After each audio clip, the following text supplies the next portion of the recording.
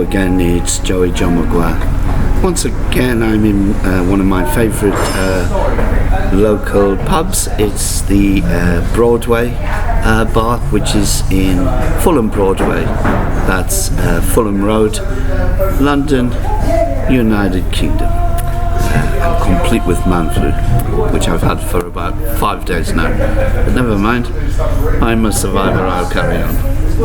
I'm about, and the Broadway bar, run by my good friend Brennan. Lovely pub, very friendly. Comes complete with wobbly tables and all. But a lovely pub, hospitable pub.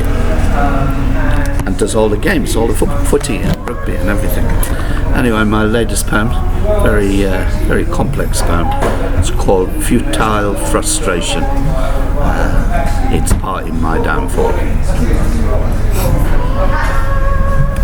I imagine it must be quite difficult being on the outside looking in, bearing in mind it is easy to be wise after the event, and who needs a smart ass in the ghetto, a constant niggling reminder of who, what and where they are. Who in their right mind would volunteer to be thrown into the mire, step into the living hell of purgatory? Only an idiot with no better sense, or a brainy freak who should have known better. That's where the nightmare begins. After the initial plunge from the comfort zone, just try explaining to the unaffected that it had not been your choice to be there. Circumstance had seen to it that you were pushed. Once in the mix, it was almost impossible to separate, because every attempt to escape proved to be futile, and there were no bloody signposts over the exits. I suppose I was born at the wrong time, in a frenzy of post-war love and lust, when everyone was grabbing at straws, any straw that would see them survive, when any morsel of happiness, no matter how small, was worth dying for. When circumstances dictate, the mob will always pack.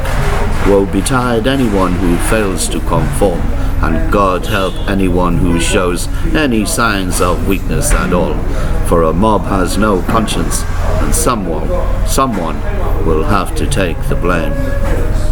I have long since forgiven them. I hope the same goes for their God. Their lack of humanity shameful, and in the end it will be down to their own consciences that will see them bow their heads. I spent so long in the mire, causing my mind to always carry the stench of its open sewer. My confidence and pride eroded to nothing more than a thin veil of hope, and a weary, thin-lipped smile, a last beckoning beacon that would tempt someone to save me from the misery of every day. Eventually it did happen, a tad late it seems. My wounds so deep, most would never heal, and those that did, I would carry as scars forever.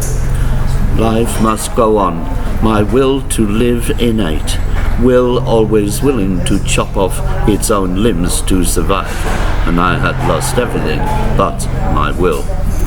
It is only now, when I look back with hindsight, I understand I'd been treading water, going nowhere, wrestling for too long against a strong tide.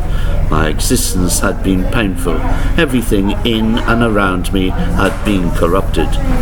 But if you would allow me to ask you to spare me just a few moments of your time, to reflect and put yourself in my shoes, a mere child when all this started, and I've been ill for a very long time.